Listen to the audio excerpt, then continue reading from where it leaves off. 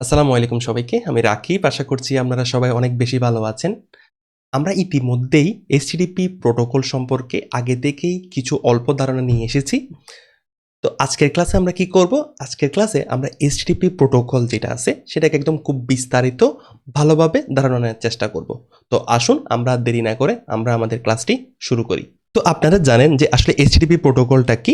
HTTP protocol হচ্ছে যে আমরা যখন কোনো একটা ব্রাউজার থেকে যখন আমাদের ওয়েবসাইটের মধ্যে যখন ডাটা ট্রান্সফার করি তখন যে নিয়ম মেনে ডাটা ট্রান্সফার হয় ওইটাকেই আমরা বলি এইচটিটিপি প্রোটোকল। তো দেখুন আমরা আপনাকে আগেই দেখাইছি যে আমরা একটা ইউআরএলকে হিট করি, কিন্তু আমরা একটা ইউআরএল বা ইউআরআই এই জিনিসটাকে আমরা হিট করার মাধ্যমে আমরা কিন্তু আমাদের ডাটা ট্রান্সফার করি।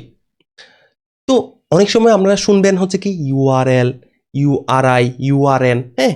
তো এইগুলোর মধ্যে আসলে বেসিক পার্থক্যটা কি সেটা একটু দেখার চেষ্টা করি। খুব ছোট্ট পার্থক্য আমরা একটু দেখার চেষ্টা করি। তো আমরা কি বলতেছি যে ইউআরএল মানে কি? ইউআরএল মানে হচ্ছে ইউনিফর্ম রিসোর্স লোকেটর। ইউআরএন মানে হচ্ছে কি ইউনিফর্ম রিসোর্স নেম। আই মানে হচ্ছে কি আইডেন্টিফায়ার। এখন তাহলে এগুলার কি, এগুলোর মানে কোন রকম? তাহলে একটু দেখার চেষ্টা করি যে দেখুন যে আমরা যদি প্রথমে দেখার চেষ্টা করি ইউআরএন মানে কি।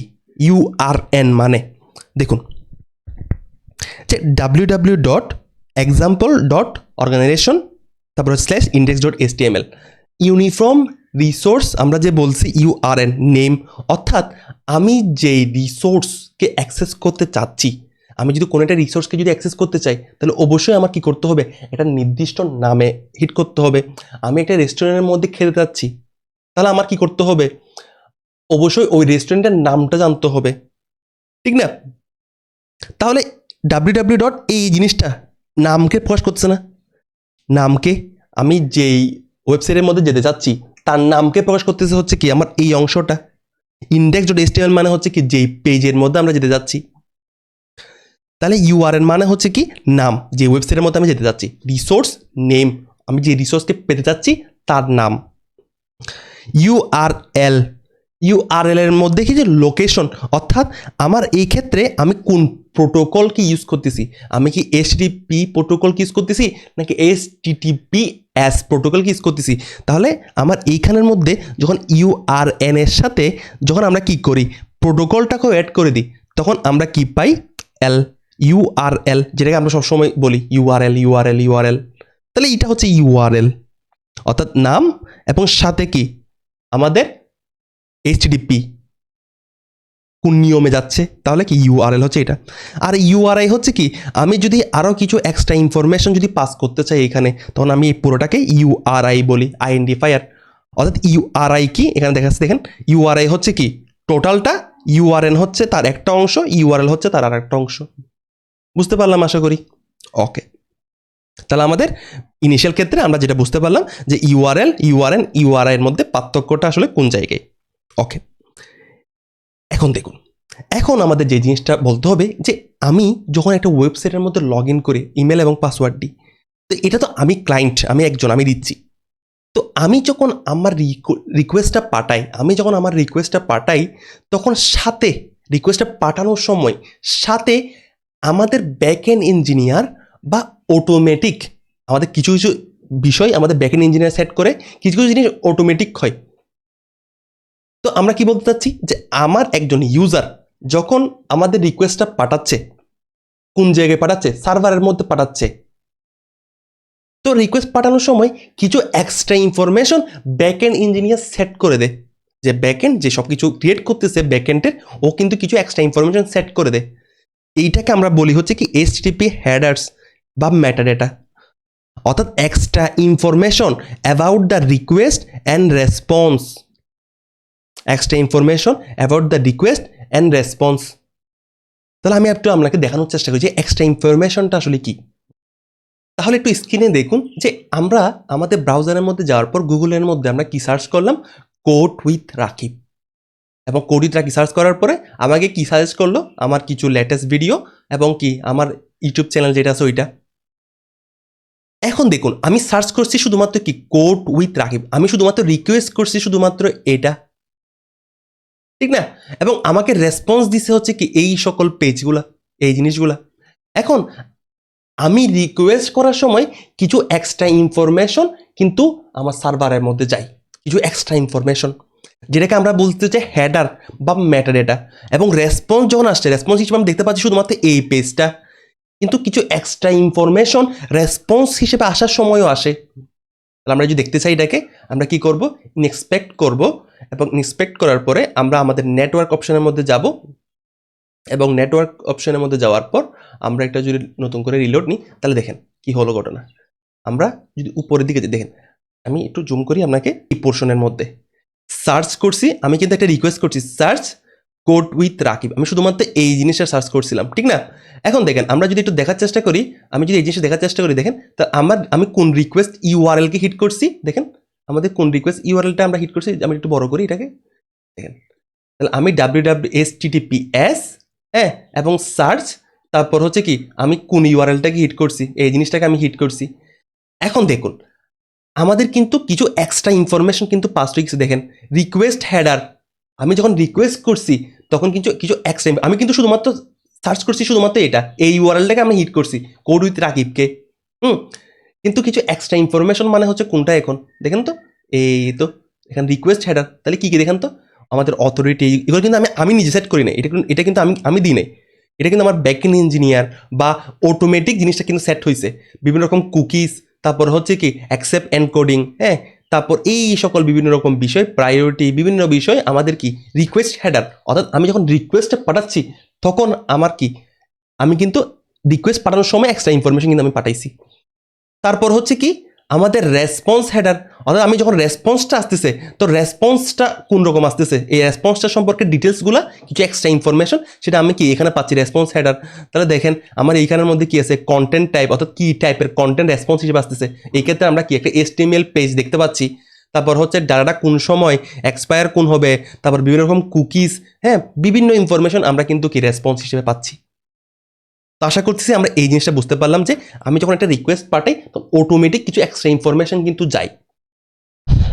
তো আমরা যেটা এখন পর্যন্ত পড়লাম যে extra information about request and response, এবং এই জিনিসটা আমরা কি হিসেবে আছে কি এবং ভ্যালু, অর্থাৎ আমরা যে কিছুক্ষণ আগে দেখছি যে কুকিজ, মনে করেন কুকিজ আছে এবং কুকিজের পরে এক্সট্রা একটা ভ্যালু আছে, অর্থাৎ কি এটাকে বলে হচ্ছে কি এবং এটাকে বলে হচ্ছে কি ভ্যালু, অর্থাৎ আমার যে এক্সট্রা ইনফরমেশন আমি পাঠাচ্ছি সেটা আমি রিকোয়েস্ট, মানে সেটা আমি কি এবং ভ্যালু পেয়ার হিসেবে পাঠাচ্ছি, ঠিক আছে।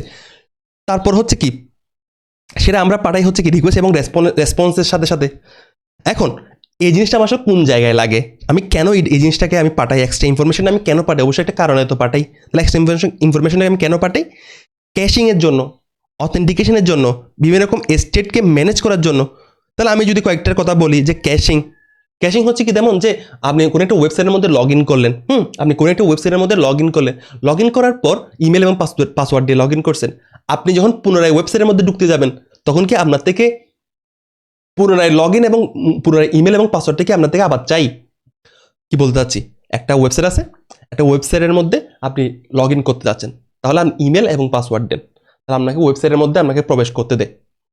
পরবর্তীতে যখন আপনি আবার ওয়েবসাইটের মধ্যে যান, ওই ওয়েবসাইটের মধ্যে ঢুকতে যান, তখন কি আপনার কাছ থেকে কি চাই, তখন কি আপনার থেকে ইমেল এবং পাসওয়ার্ডটা চাই, তখন কিন্তু আপনাকে অটোমেটিক কিন্তু ওয়েবসাইটের মধ্যে ঢুকতে দেয়, কারণ আপনার যে কুকিজ, আপনার যে ডিটেলসগুলো সেটা কিন্তু ক্যাশ করা রাখা হয়েছে, ক্যাশ স্টোর করে রাখা হয়েছে। অথেন্টিকেশন, অর্থাৎ বিভিন্ন রকম কুকিজ ম্যানেজ করার জন্য আমরা কি করি, অথেন্টিকেশন হেডারগুলো পাস করি, যেটা আমরা দেখব, হ্যাঁ। তারপর বিভিন্ন রকম স্টেট ম্যানেজ করার জন্য, ওকে, এগুলো সবগুলো সম্পর্কে আমরা খুব ভালোভাবে দেখব।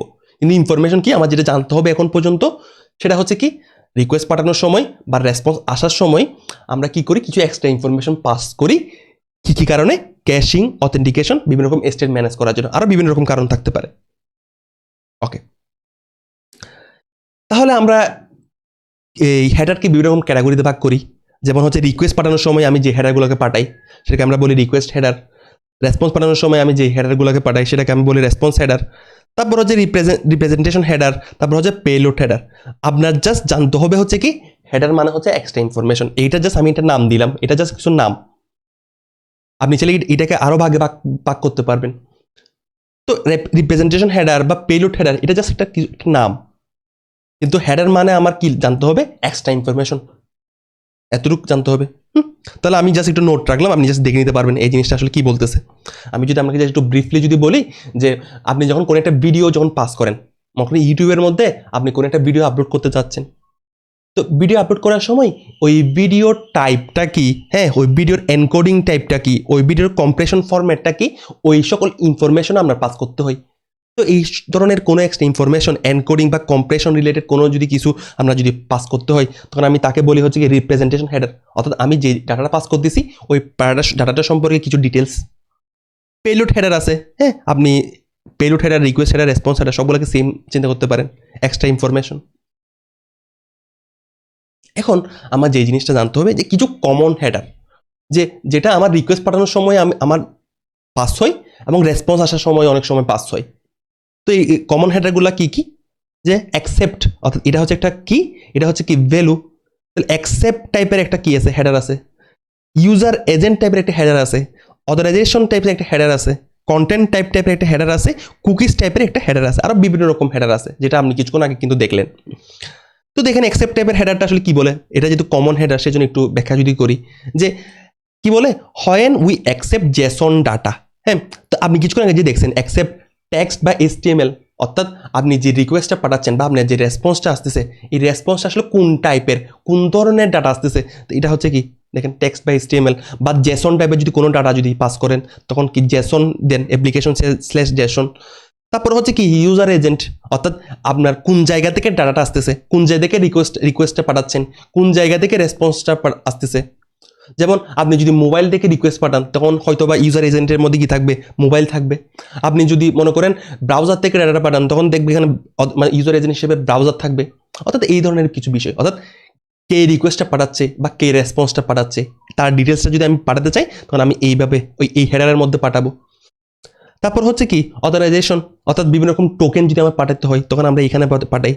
Content type, which type of data is sending, PDF পাঠাচ্ছি নাকি ইমেজ পাঠাচ্ছি, কোন ধরনের ডাটা পাঠাচ্ছি, তো এটা হচ্ছে কি কন্টেন্ট টাইপ। তারপর হচ্ছে কুকিজ, বিভিন্ন রকম কুকিজ আমি চাইলে পাঠাতে পারি। আচ্ছা, তাহলে এগুলো হচ্ছে কিছু কমন হেডার যেটা আপনি সবসময় দেখবেন আর কি, ঠিক আছে।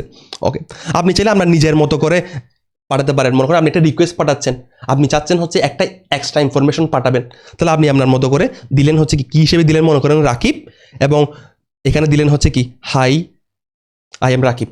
তাহলে কি হিসেবে দিলাম রাকিব, এবং ভ্যালু হিসেবে দিলাম হচ্ছে কি হাই আই এম রাকিব। তাহলে আপনি চাইলে আপনার নিজের মতো করেও কিছু ইনফরমেশন আপনি পাঠাতে পারবেন এইভাবে, কি এবং ভ্যালু হিসেবে, এটা আপনার ইচ্ছা। ওকে, এরপর আরো কিছু এক্সট্রা হেডার থাকে, সেটাকে আমরা বলি হচ্ছে কি কোর্স। তাহলে এটাও বেশ গুরুত্বপূর্ণ একটা বিষয়। কোর্স মানে আমি বোঝা যাচ্ছি বা অ্যাক্সেস কন্ট্রোল অ্যালাউ অরিজিন, এই ধরনের হেডারগুলো দ্বারা আমি বোঝা যাচ্ছি হচ্ছে এমন যে ধরুন যে এটা একটা ওয়েবসাইট আছে, এটা একটা ওয়েবসাইট, প্রটেক্টেড ওয়েবসাইট। যে প্রটেক্টেড ওয়েবসাইটের মধ্যে আমাদের কি কিছু নির্দিষ্ট ক্লায়েন্টই শুধুমাত্র কি রিকোয়েস্ট পাঠাতে পারবে, এবং কিছু নির্দিষ্ট ক্লায়েন্ট যদি রিকোয়েস্ট পাঠায়, তখনই আমি শুধুমাত্র কি কি করব, রেসপন্স পাঠাবো। বাইরের কোনো র্যান্ডম মানুষ যদি রিকোয়েস্ট পাঠাই, তখন কিন্তু আমি ওকে কি করতে দিব না, তখন আমি ওকে রেসপন্স পাঠাতে দিব না। তো এই ক্ষেত্রে আমি কি করতেছি, অ্যাক্সেস কন্ট্রোল অ্যালাউ অরিজিন, অর্থাৎ আমার ব্রাউজার যেটা আছে, অরিজিন যেটা আছে, এই ব্রাউজারের মধ্যে কারা কারা অ্যাক্সেস করতে পারবে, আমি চাইলে এখানের মধ্যে কি করে দিব, এটা হচ্ছে আমাদের কি, এবং এখানে আমি সেট করে দিব যে আসলে কারা কারা আমার কি রিকোয়েস্টটা কি পাঠাতে পারবে। বুঝতে পারলাম আশা করি। তারপর হচ্ছে কি অ্যাক্সেস কন্ট্রোল অ্যালাউ ক্রেডেনশিয়াল, অর্থাৎ আমি যদি রিকোয়েস্ট পাঠানোর সময় এক্সট্রা কোনো ইনফরমেশন, এক্সট্রা কোনো ক্রেডেনশিয়াল যদি আমি পাঠাতে চাই, তখন আমি এটা কি করি, এটাকে আমি ট্রু করে দিব। হ্যাঁ, তারপর হচ্ছে অ্যাক্সেস কন্ট্রোল অ্যালাউ মেথড।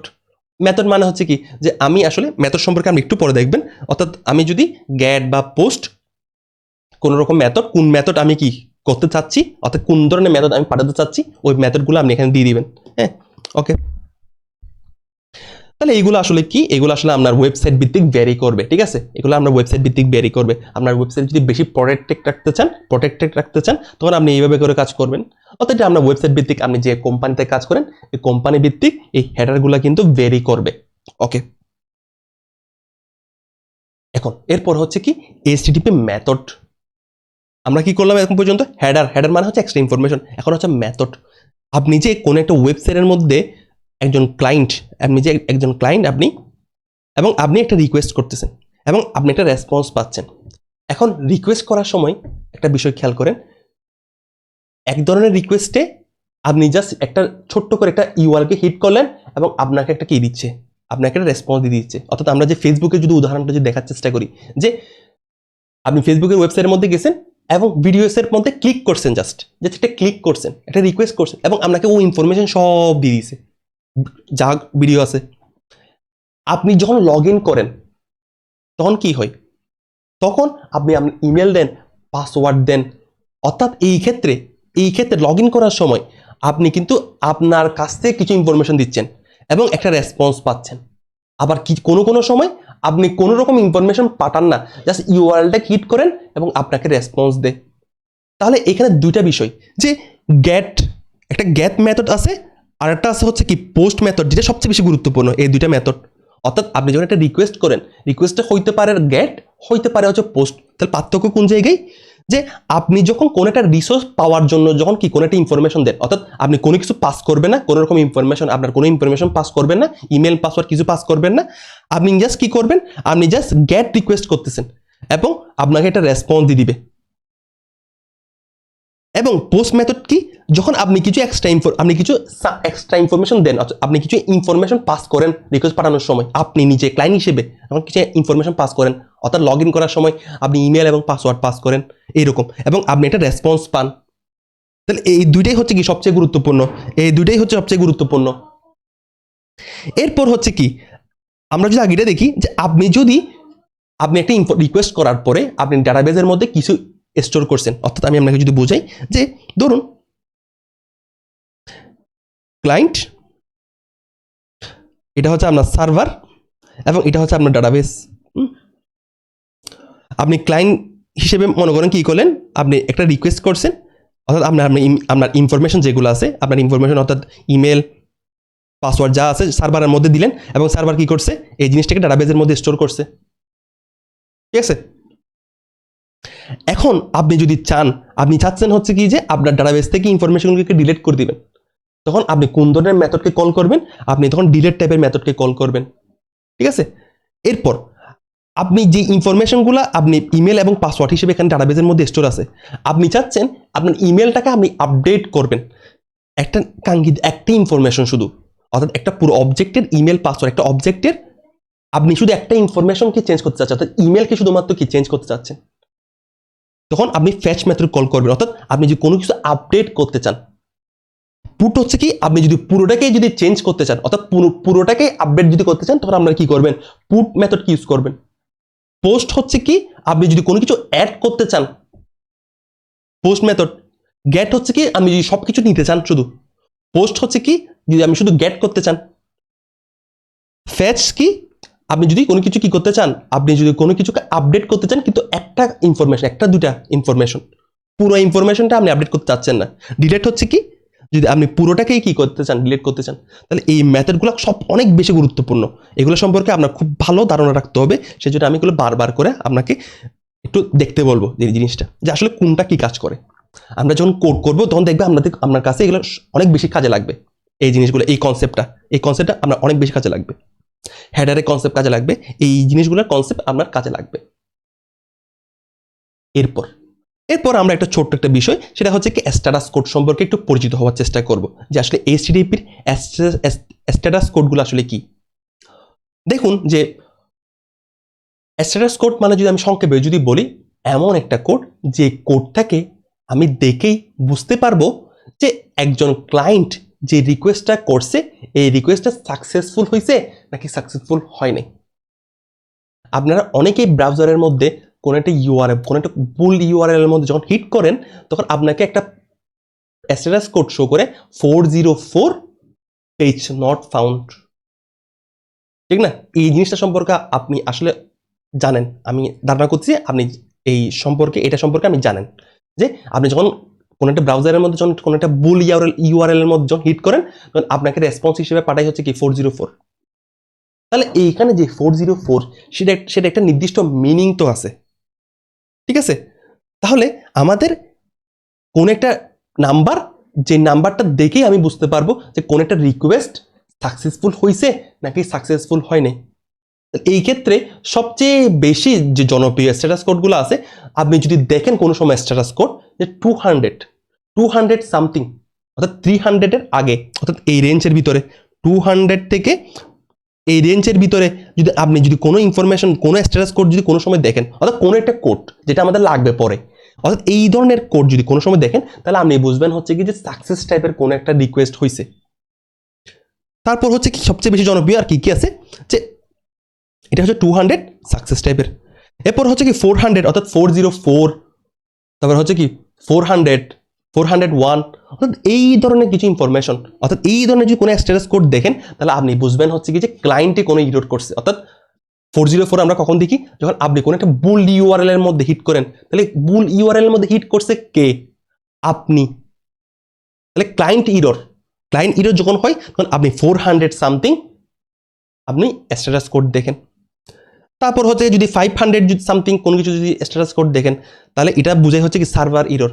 অনেক সময় কি হয়, অনেক সময় কিন্তু আপনি ঠিক ইউআরএল এর মধ্যে হিট করছেন, কিন্তু সার্ভার আপনাকে কি রেসপন্স পাঠাচ্ছে না, সার্ভার ডাউন হয়ে যাচ্ছে, অনেক সময় সার্ভার ঠিকঠাক রেসপন্স পাঠাতে পারছে না। তো এই ক্ষেত্রে আমরা কি ইরর দেখাই, এই ক্ষেত্রে আমরা ইরর দেখাই হচ্ছে সার্ভার ইরর। তো সবচেয়ে জনপ্রিয় হচ্ছে কোনটা 500, অর্থাৎ 5-এর পরে যদি কোনো কিছু থাকে, তো ওইটাকে আমি বলি হচ্ছে সার্ভার ইরর। হ্যাঁ, নেটওয়ার্ক ইরর, সার্ভার ক্র্যাশ, এই টাইপসের কি যদি কোনো ইরর যদি আমরা শো করতে হয়, তখন আপনি কি করেন, এইভাবে করে একটা নাম্বার শো করে দেন। তারপর হচ্ছে কি যদি আপনার 200 দেখান তাহলে সাকসেস, যদি 400 দেখান তাহলে হচ্ছে ক্লায়েন্ট ইরর।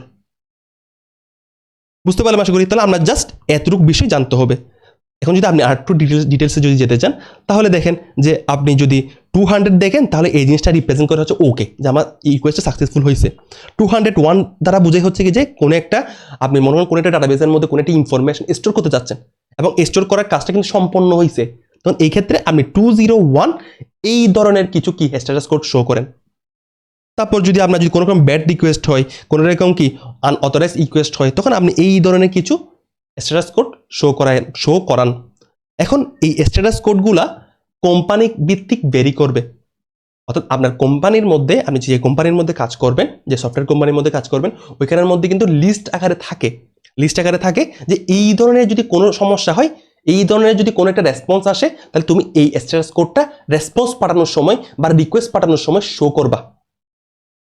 বুঝতে পারলাম আশা করি।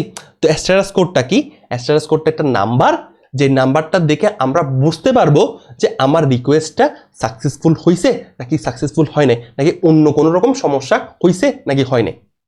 তো আশা করতেছি আমরা এইচটিটিপি সংক্রান্ত যে বিষয়গুলো আমরা আলোচনা করলাম সব কিছু আপনি খুব ভালোভাবে বুঝতে পেরেছেন। আপনার যদি কোনো রকম সমস্যা যদি থাকে, কোনো একটা বিন্দু কোনো জায়গায় যদি আপনার কোনো রকম সমস্যা থাকে, তাহলে আমাকে অবশ্যই জানাবেন। সবাইকে ধন্যবাদ। আসসালামু আলাইকুম সবাইকে।